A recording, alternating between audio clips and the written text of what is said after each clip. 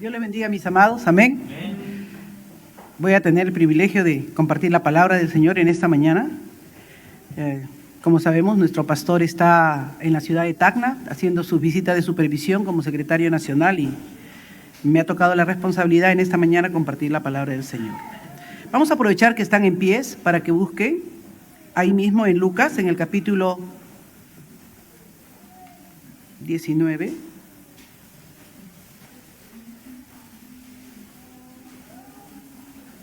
Los versos del 45 al 48.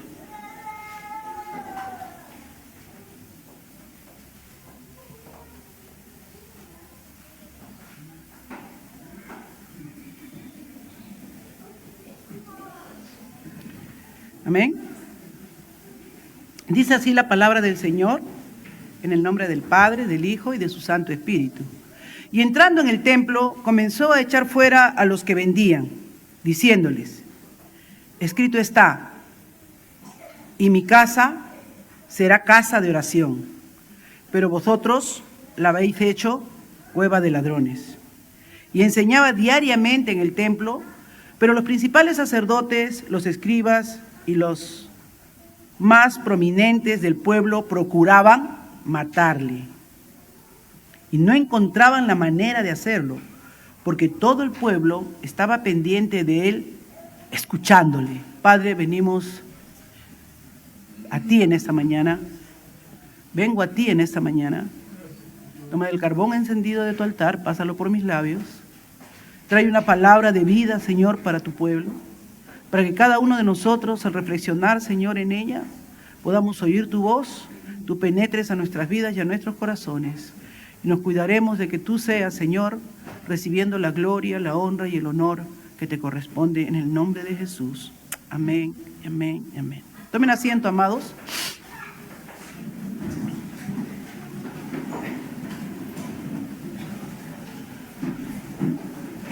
Este tema es un tema bastante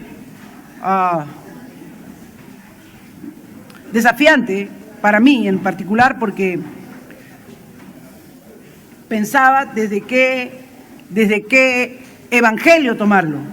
Es un tema que está en los 4 evangelios, en los sinópticos y en el de Juan, que no es un evangelio que esté en la misma armonía que los otros.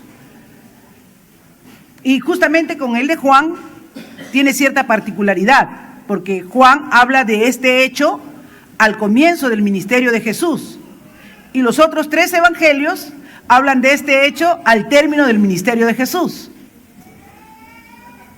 Así que vamos a pensar que este hecho ha sido tan importante al comienzo como al término del ministerio. Y no vamos a entrar ahorita en discusiones históricas o hechos históricos, porque en primer lugar los evangelios, debe estar claro para nosotros, no son una biografía de Jesús, sino los evangelios son las buenas nuevas del reino de Dios para los hombres. Amén. Y cada uno de los escritores sagrados, como Juan, como Mateo, como Lucas o Marcos, lo ha hecho con el único propósito de que ustedes y yo tengamos el mensaje completo del evangelio como Dios quiere que lo entendamos. Así que cuando ustedes lean este pasaje y lo lean en las diferentes narrativas que hacen los expositores bíblicos, ustedes se van a dar cuenta que cada uno de ellos tiene una perspectiva. Cada uno tiene ellos una forma de enfocarnos, la urgencia y la prioridad, por qué Dios dijo eso. Muy bien, decidí al final comenzar con el de Lucas, porque me pareció el más corto y de donde podemos mirar algunas cosas que son importantísimas. Yo les quisiera decir a ustedes cómo se sentirían con una visita inesperada a su casa. De alguien que les dijo: voy a ir a visitarte, voy a ir a visitarte, voy a ir a visitarte. Nunca le dijo la fecha, pero en el día que ustedes menos piensan, ese día le visita. Esta visita de Jesús al templo no era una visita no anunciada, no fechada sí, pero no era una visita no anunciada. Vayamos a Malaquías, capítulo 3.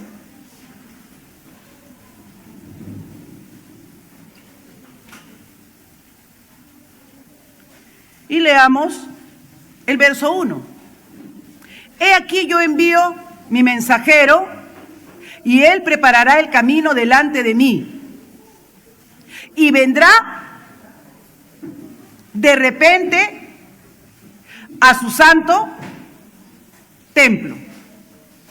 El Señor a quien vosotros buscáis y el mensajero del pacto en quien vosotros os complacéis.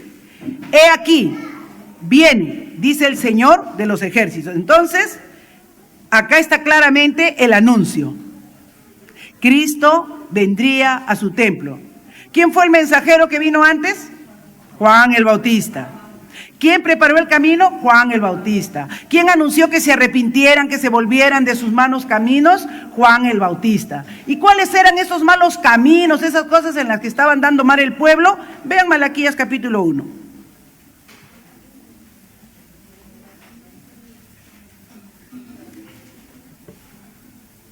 Miren, me gusta esta parte donde dice el verso 6 y 7. Malaquías 1:6. El hijo honra a su padre y el siervo a su señor. Pues si yo soy padre, ¿dónde está mi honor? Y si yo soy señor, ¿dónde está mi temor? Dice el Señor de los ejércitos. A vosotros sacerdotes, que menospreciáis mi nombre.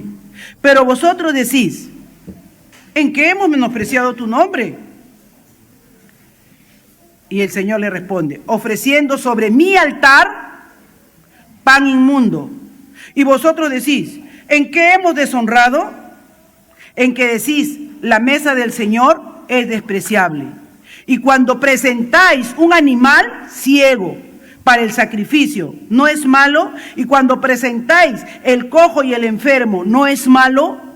Porque no lo ofrecéis a tu gobernante.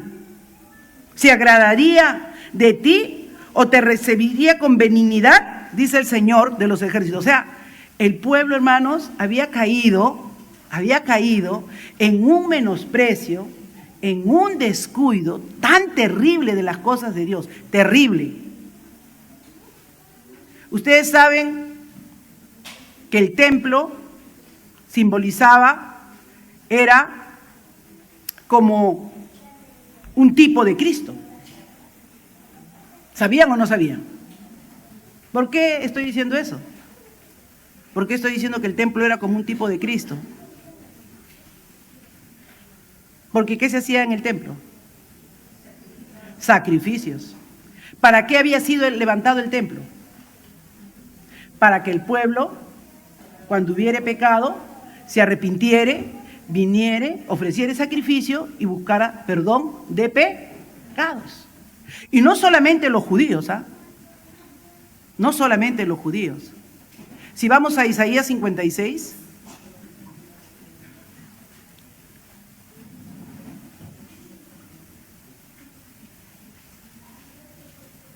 veamos los versos 6 y 7.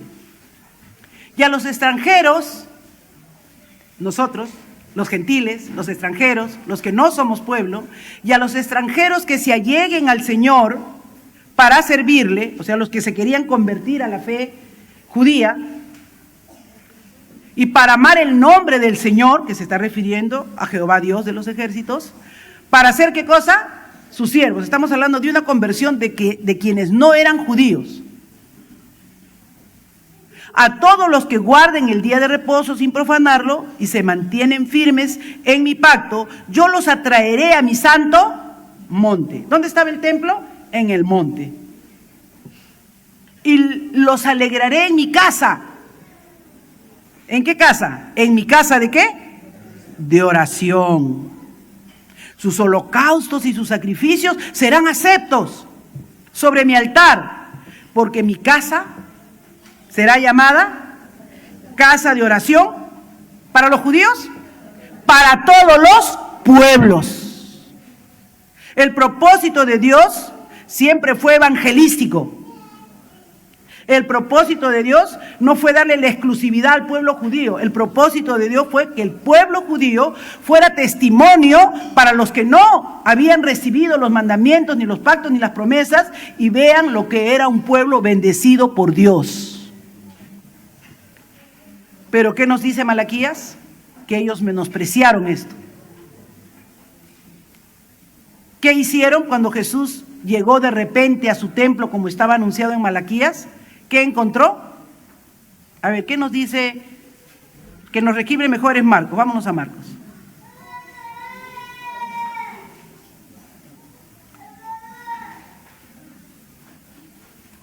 Del 15 al 19.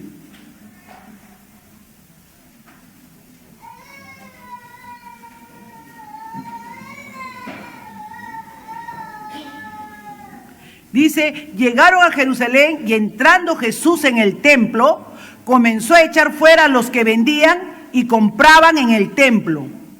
Volcó las mesas de los cambistas, los asientos de los que vendían las palomas.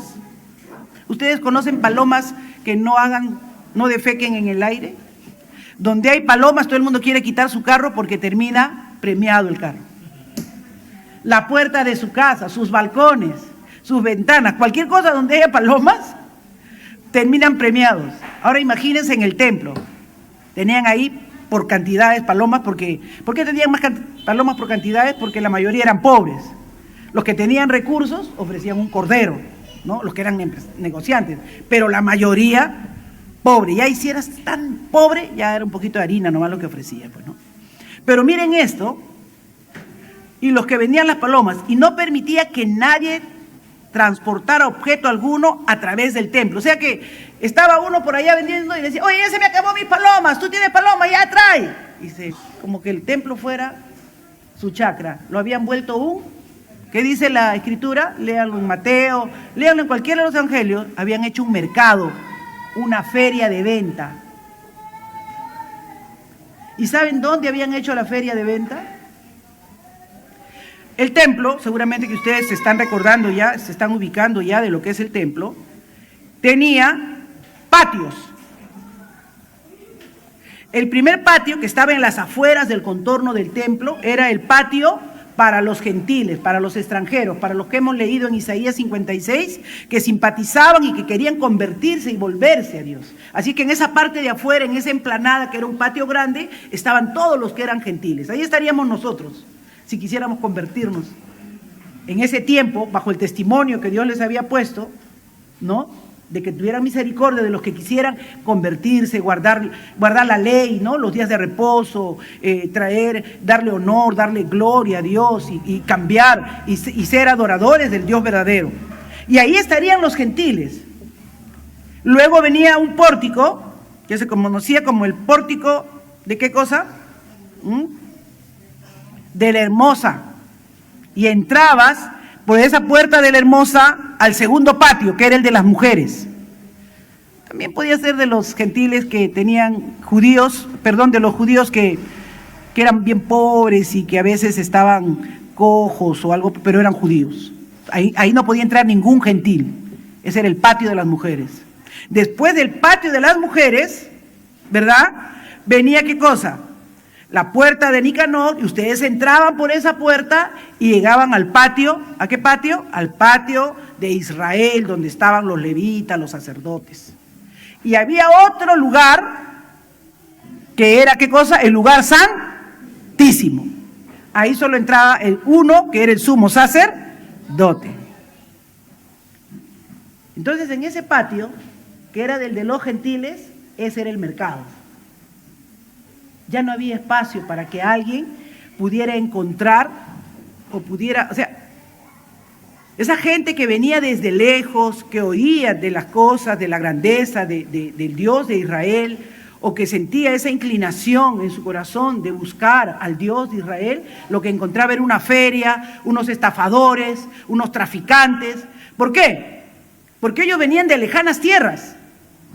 Cada vez que se hacía la Pascua, por ejemplo, venían de donde hubieran oído. Recuerden que el pueblo de Israel fue esparcido y fue mezclado. Y algunos tenían alguna noción, algunos habían oído de algún testimonio y venían. Y lógico, ¿no? Tú no vas a viajar 10 días o un mes a través del desierto cargando una ovejita bajo el brazo porque se te va a morir. No estaba mal que encontraran algunos vendedores para que les ofrecieran la ovejita y la compraran. Hasta ahí no está mal. Pero cuando ellos llegaban, le decían que su dinero tampoco servía. Y ellos le ponían el tipo de cambio que querían. Eso sí entendemos, ¿o no? Porque nosotros también manejamos acá dos tipos de moneda, el dólar y el sol, y a veces sube y a veces baja, ¿no? Pero ellos eran unos abusivos. Y le vendían cualquier tipo de cordero. No era perfecto como Dios demandaba. Dios le había dado unas características para los corderos del sacrificio. Pero ya, como era vendido por ellos, todo pasa. Decían, no, estos son los corderos de Caifás, no te preocupes, él los aprueba. Llévalos nomás. Y ellos se sentían mal. Ellos ya no entendían que su sacrificio era el correcto. Porque ellos traían una idea de lo que debían ofrecer. Encima que nos ha costado caro encima esto.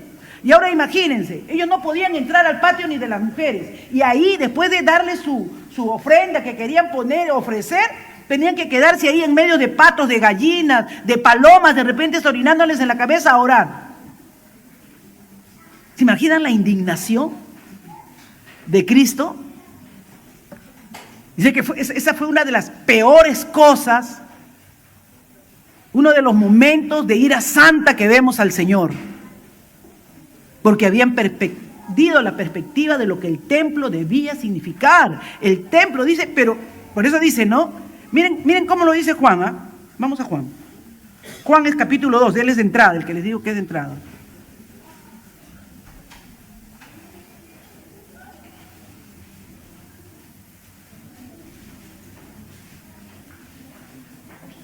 Verso 13.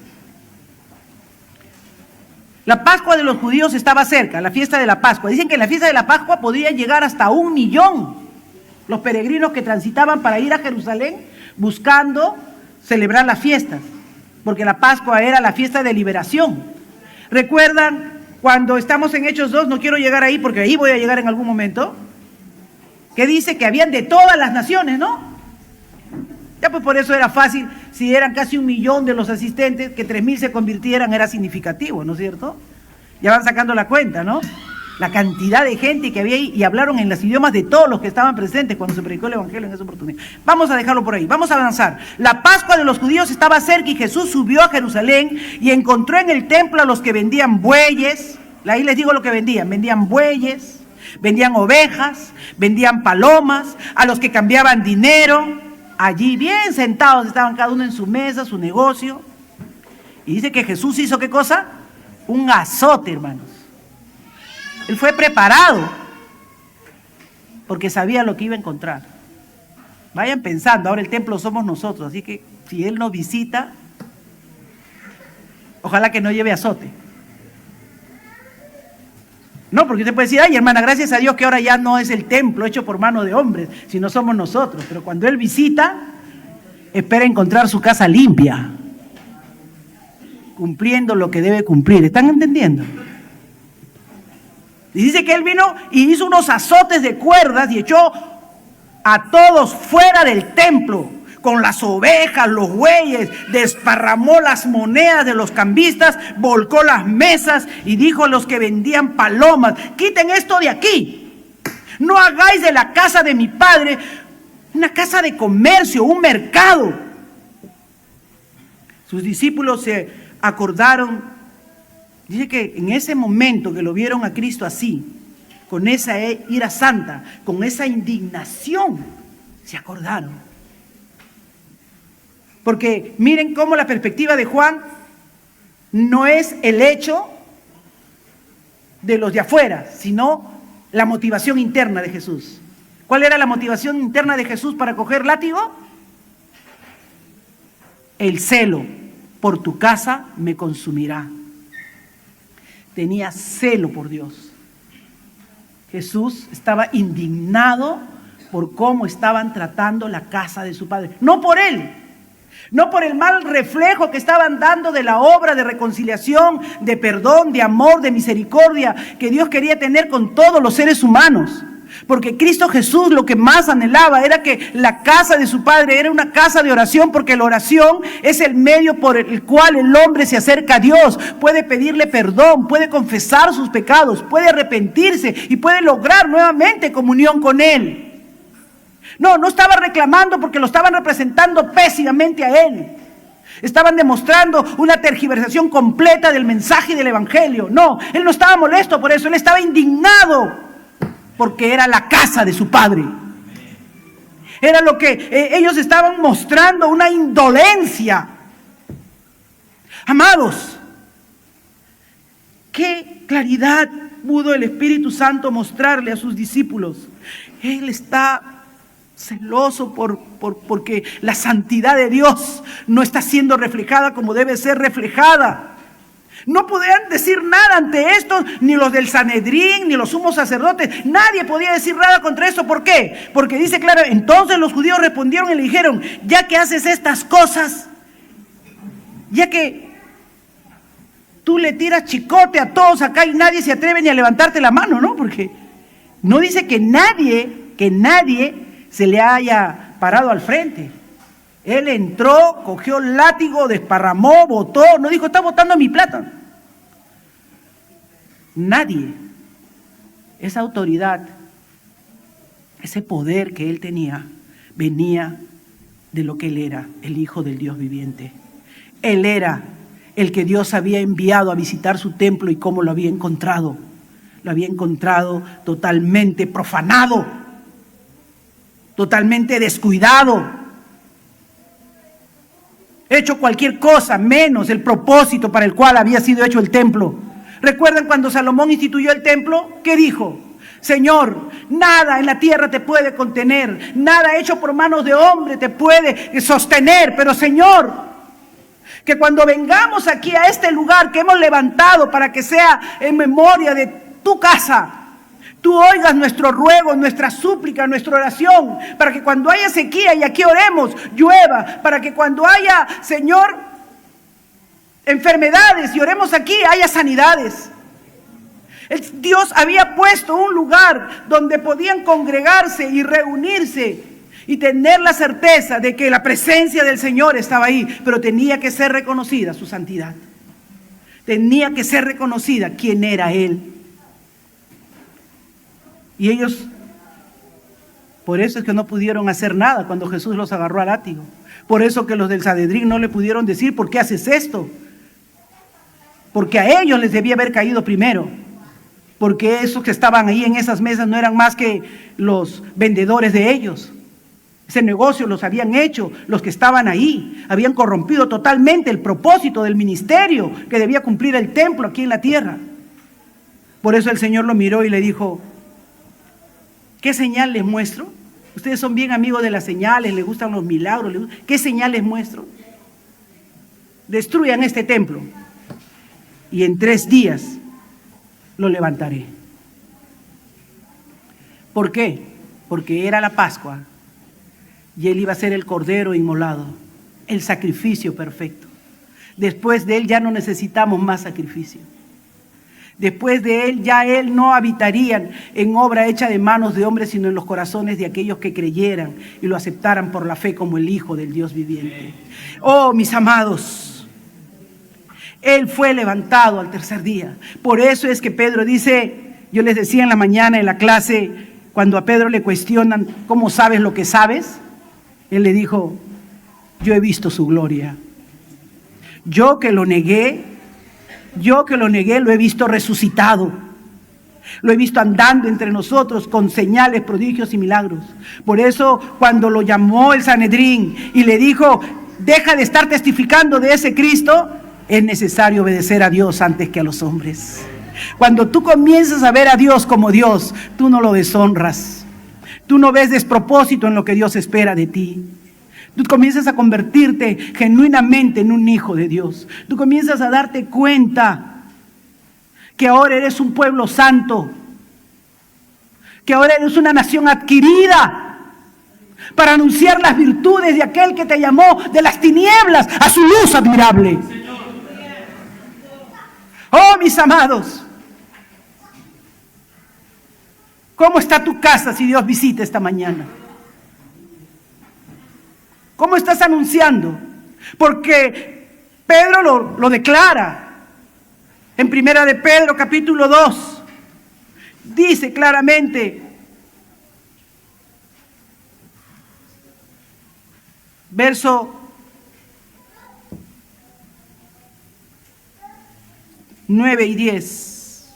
Pero vosotros sois linaje escogido, sois real sacerdocio. Ya no hay esos sacerdotes, escribas y fariseos, sepulcros blanqueados que Cristo vino y los desechó. Desechó ese templo y levantó uno donde Él habita. Lo limpió con su preciosa sangre. Hoy su iglesia es ese nuevo templo. Cuando nos reunimos y nos congregamos aquí, somos los santos redimidos y comprados a precio de sangre para anunciar quién es Él. Oh, mis amados, desecharon, dice, oh Padre amado, nación santa, pueblo adquirido por Dios para posesión de Dios. ¿A fin de qué cosa, hermanos? De que anunciemos las virtudes de aquel que nos llamó de las tinieblas a su luz admirable. Pues vosotros en otro tiempo no erais pueblo, éramos de esos que se sentaban en el patio de los peregrinos. Éramos de esos que querían que nos dejen pasar el pórtico de Salomón. Éramos esos extranjeros. Pero hoy somos su pueblo, aleluya. Hoy somos pueblo de Dios. Hoy somos una nación santa. Hoy hemos sido comprados por la sangre preciosa de Jesucristo.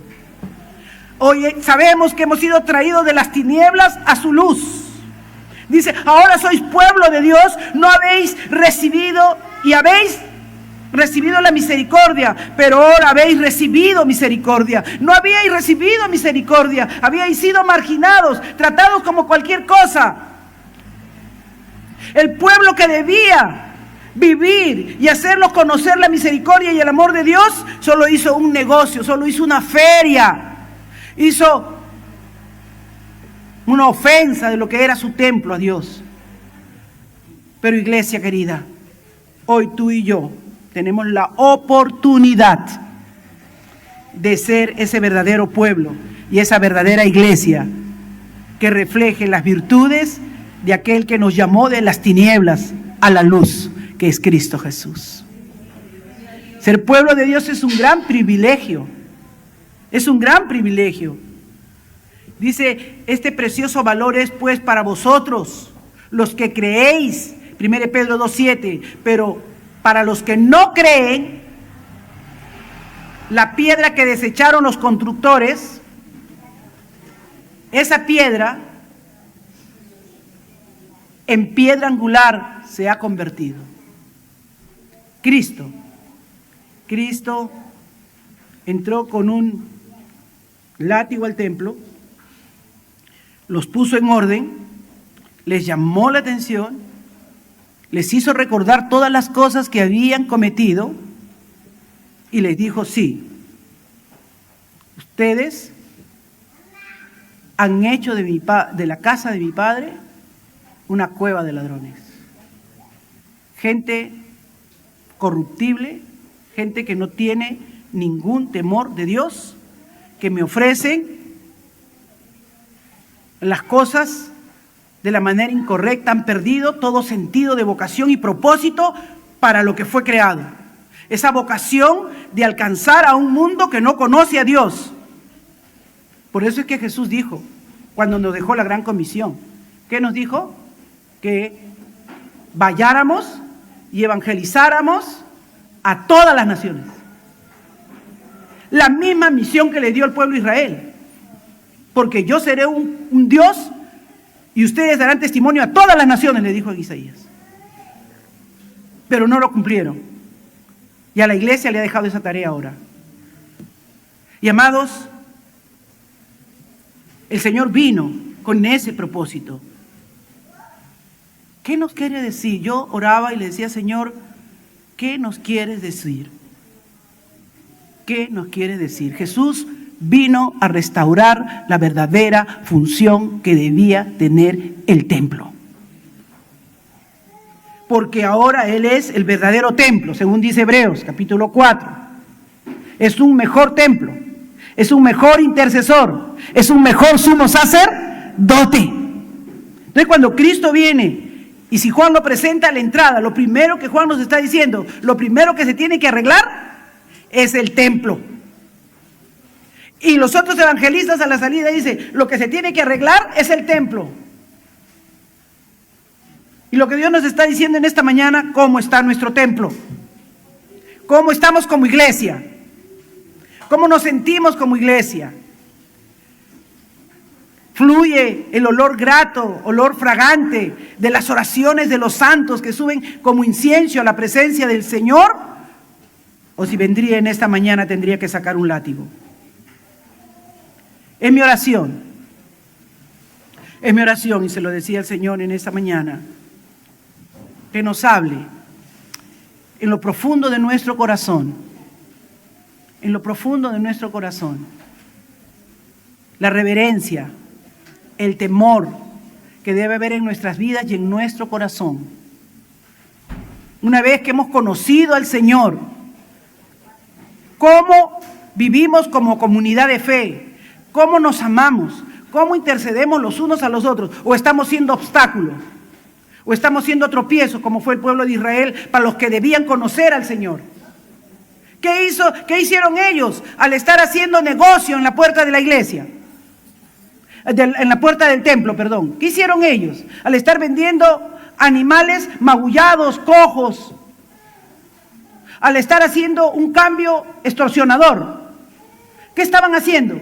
Que la gente blasfemara, que la gente renegara, que dijeran, no, ¿para qué vamos a ir? Nos asalta el sumo sacerdote, nos asalta el otro, y después ni ofrecen nuestros animalitos. De repente daban una vuelta por la puerta de atrás y lo pagaban todo acá y después estaba volviendo de nuevo al mismo puesto para que lo estén vendiendo a otro. De todo pasó ahí, porque eran unos ladrones. Porque le dijo, han hecho cueva de ladrones. Han hecho de la casa de mi padre una cueva de ladrones. O sea, directamente están robando. Le estaban deshonrando a Dios y le estaban robando a los que querían encontrar a Dios. Ahora tú y yo somos el templo. Cristo Jesús vino y restauró. Le dijo, derriben ese templo y yo lo levantaré. Ahora Él se ha levantado. No nos ha dejado huérfanos. Ha dejado de su espíritu. Ahora Él ha abierto las puertas, ha roto el velo que solo entraba el sumo sacerdote para tener acceso al trono de la gracia. Por eso es que cuando Pedro en Hechos 2, y ahí quiero llegar a Hechos 2, comienza a predicar, vamos a Hechos 2, hermanos. Se da el cumplimiento profético de que ese templo ahora había sido nuevamente levantado para todos los pueblos, para todas las naciones. Llenos del Espíritu Santo comenzaron a hablar en otras lenguas según el Espíritu. Hechos 2:4 les daba que hablasen, les daba habilidad para expresarse, y habían judíos que moraban en Jerusalén, hombres piadosos procedentes de todas las naciones bajo el cielo. Entonces vino a los judíos que anhelaban tener una genuina relación con Dios. Ya no necesitaban ofrecer ni el cordero ni el macho cabrío, porque ya había sido hecho el sacrificio de Cristo.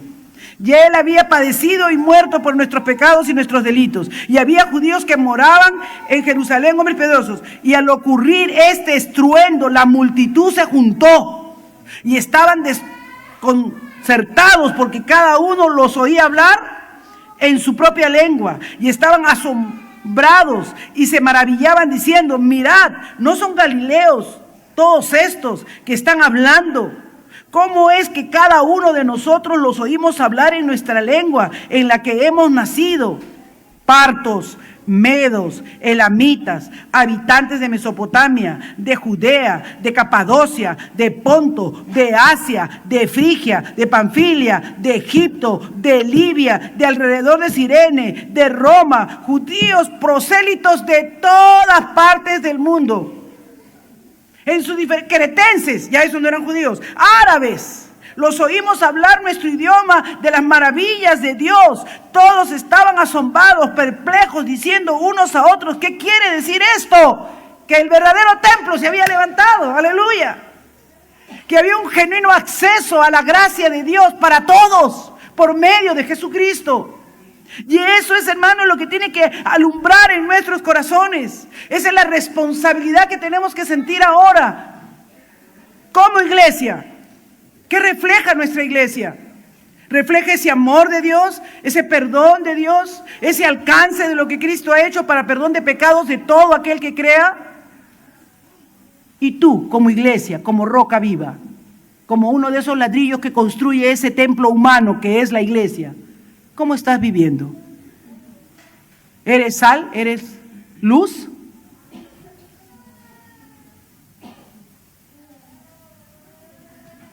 Dios visitará tu vida y Dios no hace nada sin avisar.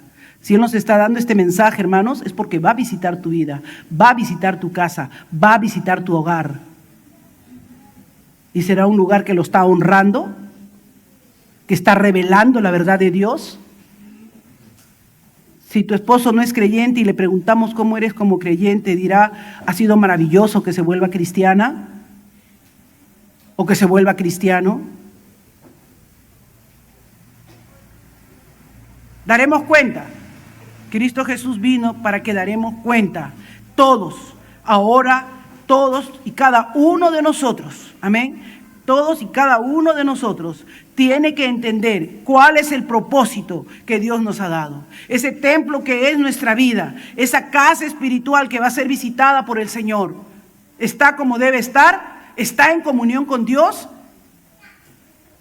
Dice que será casa de oración. Una casa de diálogo constante con Dios, permanente. Por eso Jesús dijo que cada día que oráramos en la mañana, que perseveráramos en la mañana, que perseveráramos al mediodía, que perseveráramos en medianoche, que perseveráramos a cualquier hora. ¿Por qué? Porque una de las razones que Dios quería es que el hombre restaurara su comunión con Él. Y la única forma en que tú reflejas su comunión con Dios es a través de la oración. Porque comunión es, estamos hablando, nos estamos comunicando. Y a veces, hermanos, lamentablemente, lo voy a poner solo como un hito aquí, muchas veces, cuando preguntamos cuánto tiempo oras, es lo que menos estamos haciendo como iglesia. Yo me temo. Ahorita nomás lo vamos a ver. Hoy día tenemos ayuno. Ahorita pasamos los 150. Pero para el ayuno, si llegamos a 20 va a ser bastante, o 25 tal vez. Pero mi casa será llamada casa de oración.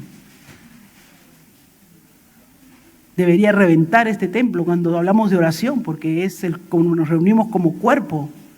Y como cuerpo tenemos más poder cuando oramos juntos. Una cosa es una vela y otra cosa es la lumbre de 100 velas. Eso es lo que Dios está diciendo. Cuando dice que mi casa tendrá la fuerza y el poder que debe tener cuando se reúne y se congrega. No dejando de ser luz para los demás, pero entendiendo el poder que tienen cuando se unen como cuerpo.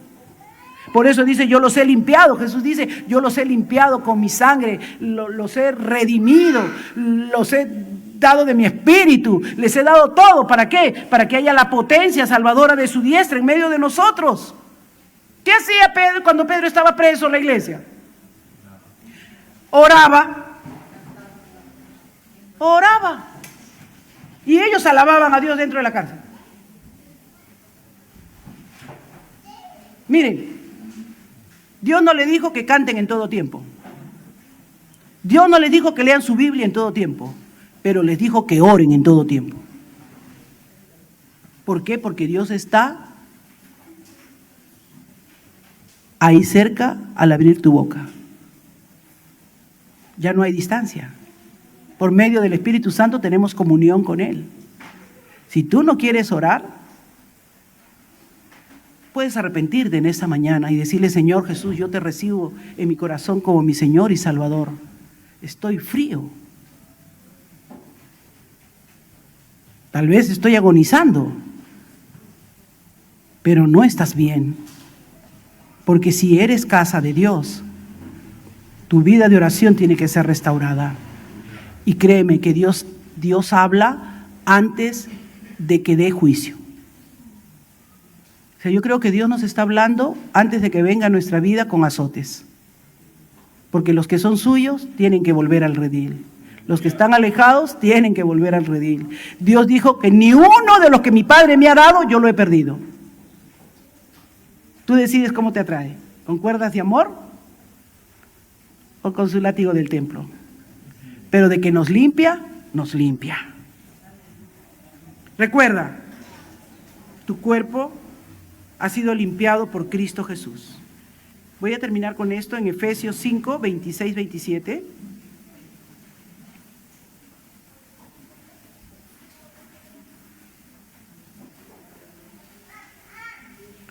Para santificarla, dice el Señor. Miren, amen a sus mujeres como yo he amado a la iglesia. ¿Cómo he amado a la iglesia? Yo me he entregado por ella. Yo la he santificado. Yo la he purificado por el lavamiento del agua con la palabra. Yo la he purificado. Le he dado toda la revelación del Espíritu para que la palabra sea entendida y sea revelada. Porque yo quiero presentarla, ¿verdad? A fin de presentársela a sí mismo como una novia preciosa, una iglesia en todas sus flaquezas o debilidades, ¿o en qué cosa? En toda su gloria. Efesios 5, 27. A fin de presentársela a sí mismo, una iglesia con toda su gloria, sin que tenga mancha, ni arruga, ni cosa semejante, sino que fuere santa e inmaculada. Así Dios, así Cristo nos ha puesto delante de su Padre. Tú y yo, hermanos, no debemos tener ninguna limitación para orar. Cuando el enemigo quiere decirte, no, pero que no ores, di, no, Cristo, Cristo, Cristo, tú me limpiaste, tú me redimiste, ponme amor, ponme pasión, ponme deseo para amarte, para reconocerte. Estoy agonizante, Señor, algo me está pasando, ¿por qué no oro? Porque la oración debe ser constante en mi vida, porque tú has dicho que tengo que orar en todo tiempo, aunque no cante todo tiempo, aunque no lea mi Biblia todo el tiempo, pero tengo que orar todo el tiempo tengo que sentir urgencia, necesidad de ti. Hermano, la oración es el medio por el cual tú cobras aliento de vida. Cobras aliento de vida. La oración es el oxígeno de tu espíritu. Así como de tu cuerpo físico el oxígeno natural te sirve para dar vida, igual es la oración. Si no estás orando, si no estás buscando a Dios, créeme, si no estás muerto, estás agonizando. Pero la verdadera iglesia del Señor tiene que predicar la palabra para que nos volvamos a Él. Aun cuando Cristo hizo eso en el templo, de coger látigo, de sacarlos, de confrontarlos, no fue con el deseo de destruirlos, sino de que procedieran al arrepentimiento, de que reconocieran que estaban haciendo mal. Ninguno le dijo, qué mal has hecho, cómo te has enojado. No, ninguno. Lo único que querían saber era con qué autoridad lo hacía. Y él le dijo que él era el Hijo de Dios. Los que quisieron ver quién era él, lo vieron. Y lo vieron los más sencillos, sus discípulos. ¿Eres un discípulo del Señor? Tú tienes que ver que Dios te está hablando en esta mañana. Que Dios te está diciendo, yo he pagado a precio de sangre por ti. Yo he sido el sacrificio perfecto. Yo soy el sacerdote perfecto que intercedo por el Padre todos los días por ti. Ven a mí. Eso dice el Señor en esta mañana. Ven a mí. Búscame. Humíllate delante de mi presencia. Y no serás desechado. No serás apartado. Porque dice la palabra del Señor que su brazo no se ha cortado para perdonar. Y mientras tengas aliento, tengas vida, hay esperanza. Oremos. Padre, yo te doy gracias. Porque sé, Señor, que tú nos hablas porque nos amas. Porque sé que muchos de nosotros hemos dejado que entre muchas cosas que no son tuyas. Raíces de amargura, resentimientos, murmuraciones, comentarios, habladurías. Hemos pecado, hemos visto cosas que no debíamos ver, hemos hecho cosas que no debíamos hacer. Hemos sido infieles en muchas cosas, hemos perdido muchas veces nuestro tiempo. Hemos hecho lo malo delante de ti. ¿Qué no sabes tú de nosotros, Señor? Tú lo sabes todo. Y lo que más te engrandece delante de nuestros ojos es que quieres perdonarnos. Quieres limpiarnos de nuestros pecados.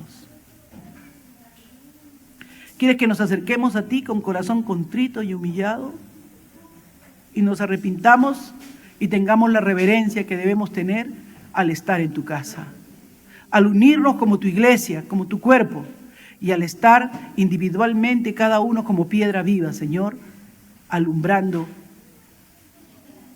a todos aquellos que quieren venir y conocerte. Oh Padre, en el nombre de Jesús, ayúdanos, Señor. Amén. Dios le bendiga, mis amados. Dios les guarde. Amén.